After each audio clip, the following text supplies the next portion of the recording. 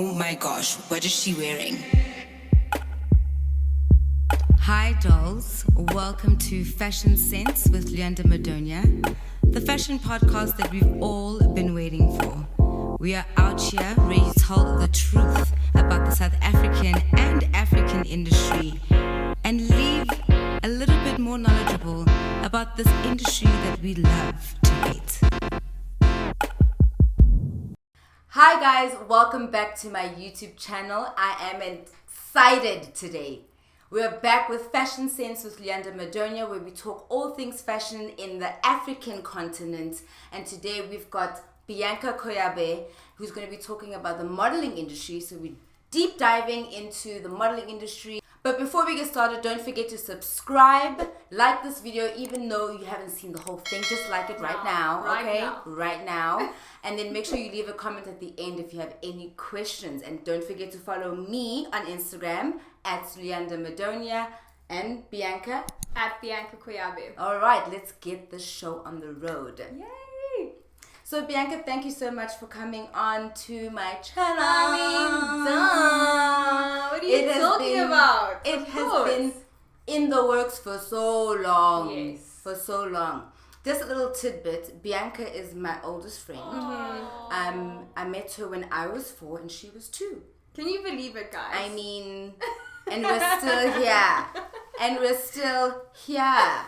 It's on. So I'm going to be very excited to be sitting next to my really, really good friend and just getting to know you and your journey. Yay. I'm so excited. All right. So just to give you a bit of an intro of who this beautiful person is next to me, Bianca Koyabe is a model and an entrepreneur with 10 years experience. I mean, 10 years in the modeling industry. That is an accomplishment. Congratulations. Yay. She has worked with brands like Woolworths, Cotton On, Dark and Lovely, ASICS. I don't know what that is. Essex. Okay. Bernini and World Swimsuit, which you won, didn't you? Yes, I won in 2014. I'm sure she is a award-winning model. You must make sure you say that. Award-winning, yes. Thank you. You gotta change that up. Change up that bio. So, in the last year, Bianca has created a model search in collaboration with ICE Models. We all know ICE Models. And it's called Authentically You, which is, as it says in the title, it's about being authentically you in this modeling industry, which is absolutely amazing. So it's giving a chance to all different types of people who are aspiring to be models, whether you're short, tall, heavy set, thinner, anybody can join, and that to me is so amazing. Congratulations for that. Thank you. And so in the future, Bianca aims to start her own agency. Yes. Which I think You is going to be first. You heard it here first. It's a Fashion Sense with Luyanda Madonia exclusive. You get it. So she's going to continue cultivating great modeling careers and giving new and fresh young talent an opportunity in the modeling industry. Wow. Ladies and gentlemen, Bianca. Ladies and gentlemen, her. Exactly. That was amazing. Wow. I mean, that's you. I know, but it's like weird when you like hear it. You know, That's like, is that me? But I'm cool. so glad that you said that is amazing. Because you just registered in your head that it did just register. I was like, oh. I am the bomb. And you are, my friend. Always. So let's get into these questions and let's deep dive into who Bianca is and where she's going and what she's been through. So you have mentioned, not because I only know you personally, but in other interviews and things, you've mentioned that you've been quite shy person. You, I wouldn't want to say suffer, but you have anxiety as well. So what finally made you take the plunge to become a model? I was very, very lost. Like after I matriculated, I don't know what I was doing, to be honest with you. Everyone, like most of my friends went to Cape Town, they went to go study medicine or like law, and I was just like, I don't know, you know. And the only thing I was certain about was netball. And wow. Yeah, I really. Why do you want to tell that you were a netball player? know this? I know you did ballet. Oh my god, yes! I played provincial netball. Like I was really serious about it, and I actually broke my finger. That's why my finger's like this. What? I know. Literally, this one girl went bah, like on my finger during the match, and the whole bone came out, and now I have a broken finger. Okay, so anyways, that was one of the many injuries that I got. So I couldn't play anymore. My knees are like, I've got granny knees. Like it's bad. It's bad. But anyways, yeah. So I was like, cool. Like, what am I actually gonna do? And I had always, like, people had always been like, I think you can model, you'll be a good model. And as you've mentioned, I was really shy. Yeah. I was shy and I was like, me? No. And I just decided to go for it because I had no idea what I was doing. I was lost, I was confused, and I was like, let me just try this thing that everyone says I should do. And maybe it will bring on some inspiration, or you never know. So that's kind of, it wasn't like this huge moment where I was like, now, but I was kind of like trying a whole bunch of things to figure out who I was and what I actually like. I get you. So you've now taken the plunge because people have said to you, girl, you beautiful, you should be a model. Take us through the journey of that modeling career from the beginning. Woo! So what happened? You're like, okay, let me try it out. Where did you go? What was the next step? So I applied, I went online, I was like, modeling agencies, as you usually do. Go into Google, you type it in.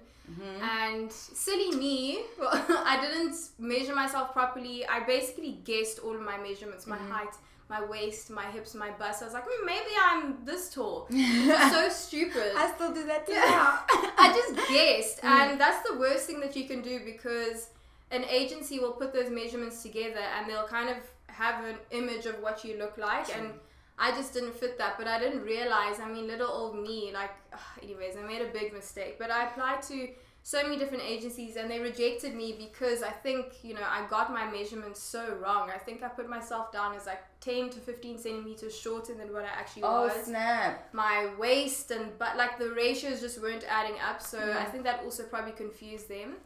But yeah, I applied to so many different agencies. I won't name them now, but there was a lot of agencies, literally over 10. And all of them were like, So did they actually email you and say you rejected, or did you just not hear from them? Some of them did, but others I just didn't hear from. So if you don't hear from them typically within 7 days, it means that it means yeah. So I was quite discouraged. I was like, oh my gosh, like, what was I trying? Like, am I really good for this? Imposter syndrome was like happening. I was like, like, who am I even trying to be a model? And also the friends that I had at the time, I was telling them that I wanted to go on this journey, and they were like, oh, you're not gonna make it, blah blah blah. How? So I'm telling you, none of my friends from school, but like friends that I had made after I left school, they just weren't very supportive. Those friends are rude. Whoever you are, look at her now. Yeah. So anyways, then on the one day where I got rejected, gosh, the day I received this email, I was like, oh, this is so heartbreaking, from one of the agencies. I also got a scouting message on my Facebook from Shelton, who used to Oh my god, from your man. Yeah. And I was like, is this a sign? Is this a sign? And I was like, okay. So I did a bit of research on them because they were small, unknown, like, it was just sounding weird as well because they were based within the Planet Fitness gym, like in a... Oh, wow. It was just weird. But obviously they were hustling and, so I was judgment. like, okay. And I did research and I saw that, okay, cool, they have reviews, they're in a public place. So I was like, okay, cool. And then I went through for the meeting. So Shelton's colleague actually was the one who interviewed me, and I was so nervous. Oh my gosh, I can imagine. I was shaking. When you get that like twitch in your lip, I was literally like, lip was twitching. I'm like, oh my god, it was so scary. But that's basically where it all started. And I mean, I didn't book anything for like 2 years. The first 2 years was like, what are you trying, girl? Like, I didn't book anything. But I still kept going for my castings and auditions and stuff. And yeah. All right, so I would like to think that there are many different types of modeling, right? So if you can just explain to the people who are watching, who are aspiring to be models, what are the many different facets of the modeling industry? For example, runway, commercial, blah, blah, blah, blah. There's fashion, there's editorial. I'm sitting here like, wait, what are the categories? Fashion, editorial, commercial, Then there's also swimwear / lingerie. There's fitness. There's boudoir. Then there's also promotional modeling as well. So that's basically it in a nutshell. But it's mostly between commercial and editorial. So in commercial, you'll have TV commercials, or you'll also have print. And then in editorial, you'll have runway, or you'll have like high fashion print, or high fashion editorial commercials. Gotcha. If that makes sense. It does get a bit. But yeah, that's basically it. And then within that, they also separate all the body types as well.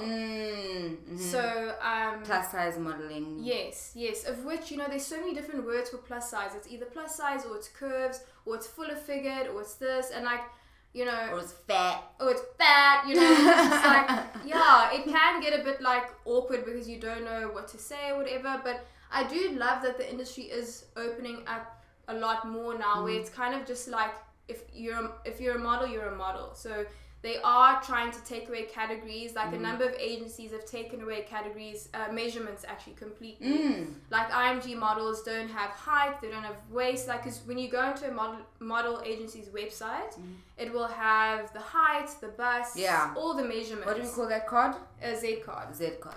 Yeah, so it will have all of that of each model. Whereas now, with a lot of agencies, they're starting to drop that completely, and it's really just all about the model in Their whatever look. shape or form they are. Yeah. I get you. So which one do you thrive in? Commercial. All right, girl. So you actually have a plan. Commercial. Are you the girls when on commercials for face wash, and they go like this? Is that you? That's me. Because we all know nobody washes their face. No like one does that. Nobody. We don't just go ha and the soap is gone. We hear exactly in the eyes. Then you gotta get the towel because the soap's in the eyes burning. Exactly. Yeah. But that's you, girl. Yeah, that's I'm you. commercial. I see. So how would you describe the difference of being a model and putting yourself out there in this digital space that we're in now versus when you began? Because now you've got the Instagram. Yeah. The followers matter if you're a model. Like, just explain that to us. So I would have to say social media as a model now is just, I'm so grateful for it. Like my social media is my business basically. I don't really post my personal life on there. It's literally a business marketing tool for myself. So I love Instagram. I'm just like, thank you that this is here, because when I started, there was only Facebook. I remember I had like 700 Facebook fans on my page or whatever. And I was hustling, I was trying everything, but it only goes so far. There's only so much I could have done. There's only so many photographers I could reach out to. So it's really cool now that, with Instagram, you can just send someone a DM, or you can even send an agency a DM or a brand and be like, I love your stuff, I want to work with you, etc., which I think is great. So it's really opened up the communication and also the opportunities. The downside, I feel, is that a lot of maybe aspiring models now who want to become models, it almost, they don't like working for it, like we had to grind and really go to physical auditions. There was no self-tapes, there was no, post pretty pictures on Instagram and some brand will find you. We didn't have any of that. We had to really do the work. So I think, for me, I'm grateful because I can still thrive in this space because I have grit, whereas other models now think they can just post pictures on Instagram and cool, they'll get signed or they'll get scouted, and it really is so much more than that, because everyone's journey is different. You're not just going to get found on not everyone will just get found on Instagram. When you say that, some people will, but others won't. Like, I wasn't one of those who was like, yes, sure, I was scouted on Facebook, but I still was rejected a lot, Before that. Before that. So do people still scout at the mall? No. That's the thing. Well, you know what? I have actually seen that, but it's people don't really do that anymore. It's almost like creepy. I don't know how to say it. Like, is it creepy? Because these supermodels that we all know and grew up with, most of them were like scouted at the mall. True, but like in South Africa, it's a bit like... Sorry. End of discussion. Point made. Point made. The agencies, who are doing that in South Africa, I find are a bit backward.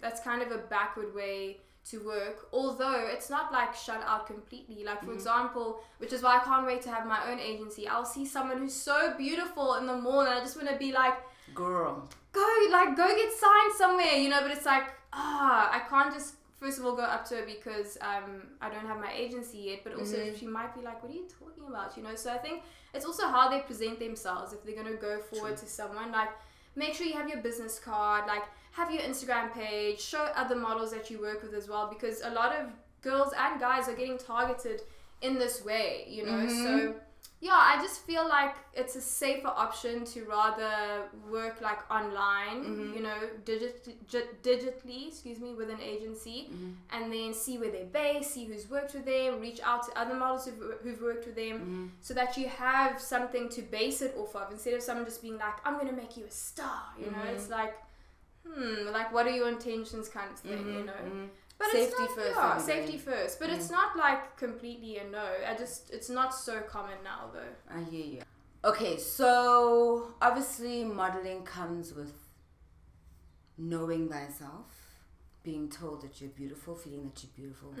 When you were younger, did you feel beautiful? No. I literally thought, I used to look at myself in the mirror and cry. Like, I used to, because I was bullied for my skin tone, for my parents being Kenyan, for not being like fully South African, and so it really made me very insecure. And no, I never looked at myself in the mirror and was like, you're amazing, you're so beautiful. Like, I genuinely felt like I was ugly actually for most of my childhood actually, and it only really stopped when I turned 25. Wow. That's when, it's still pretty that was recent. Just 4 years ago. Yeah, that's when I finally felt like comfortable in who I am and in my skin, and but no, I never felt beautiful. And it's not that, of course my mom or my dad will, they'll say that to me, but it's that thing of you almost remember the worst and the negative things more than the positive things that are said about you. So those negative things really stuck with me, and it was really difficult to see what maybe my parents were seeing. I couldn't see it, So no, I definitely felt ugly. That hit inside. So on that note, because you are now, you know that you are beautiful inside and out, and you're comfortable within your skin. But we all know the modeling industry. You have said now that it's kind of opening up. They're not putting the measurements on the websites anymore. But do you have these harmful or complex thoughts about your body even now?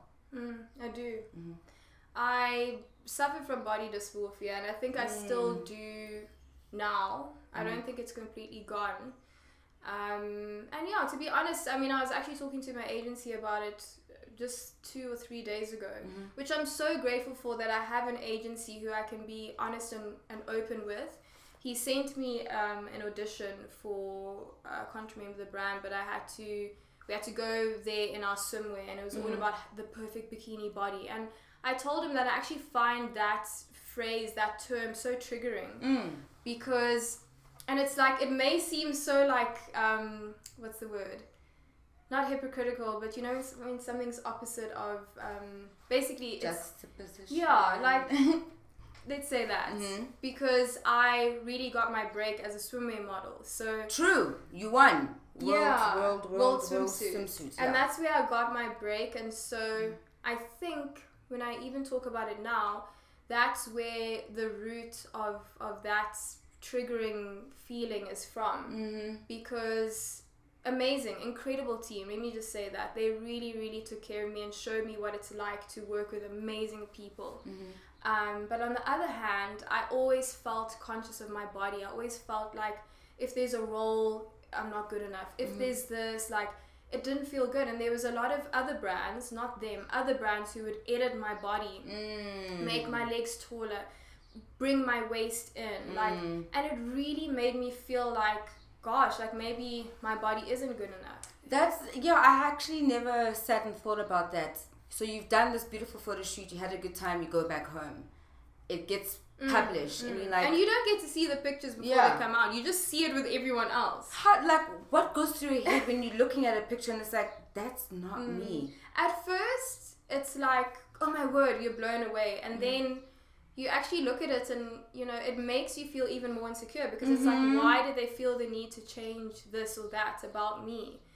Was I not good enough? Or, and then it just spirals into something else where it's like, I'm not going to eat this anymore. I'm not going to do this. Like in 2015, I was based in Cape Town. It was some of the hardest times of my life. I remember I actually called you a few times when I'd moved there, when you were still in LA. And it was so difficult because I was living with a roommate who was hardly eating, who was so conscious about her body, who was obsessing, and it's like everyone there was just obsessing about their bodies. It was just all about body. And it made me also develop binge eating. And for the most part, when I was with people, I would be like, oh yeah, I'm not that hungry, whatever, and I would eat salad or this or that. And when I was alone or when I had like pockets of time on my own, I would binge eat. Like I would drive out, I would get junk food, I would get McDonald's, or I get like snacks, and I'll just sit and eat until my stomach was like bursting. Like Christmas when you eat like a little too much, it's like you really didn't need to eat that much. No. But that's what would happen, and this was happening at least once or twice in a month. And mentally it's a lot. And I was actually telling my agency, my agent that I was speaking to last week, that like I'm also looking to going to therapy to help work through those things, because I am much more comfortable in my skin now, but I'm still not 100% comfortable, because those things still sit there, and I do still have to have pep talks with myself in the mirror to be like, no, but you're good enough, you're this, your body's beautiful. But it's just that thing, it's that like rewiring maybe of the brain. Sure. Well, thank you so much for sharing about your journey, especially with the body dysmorphia and the binge eating. I think a lot of people can take away from you, and for saying that you are trying to help yourself by going through therapy and because recognizing. I'm not perfect, and even though I am helping like aspiring models, it doesn't mean that I'm perfect and I have everything figured out. I'm just a human being, and I'm just doing the best that I can with what I have, But I think there's a lot of strength and vulnerability, and just being open about stuff like that. There's no need to sit and suffer on my own, or for someone else to suffer. And that's also the main reason as to why I create content that helps aspiring models, especially because it is such a lonely industry, and you're always in your head, you're always worrying about how you look, you're always worrying about, is my stomach small enough, am I sucking it in enough, are my legs like it's a lot, and it's a lot to deal with on your own. So that's the inspiration for creating this type of content, just having real honest conversations. Well, thank God for your platform and the aspiring models that are constantly looking at your page, because it really, really helps a lot of people. It's not just like, I'm a model. Like, she really helps a lot of people. So don't forget to follow on Instagram at Bianca Koyabe. Next time on Fashion Sense with Luyanda Madonia. Sometimes it almost feels like brands will then use a black girl, let's say they'll use me because it's like trendy to use me. So you're feeling fetishized. Yes. Rather than being booked because I am Bianca and 100%. I'm talented.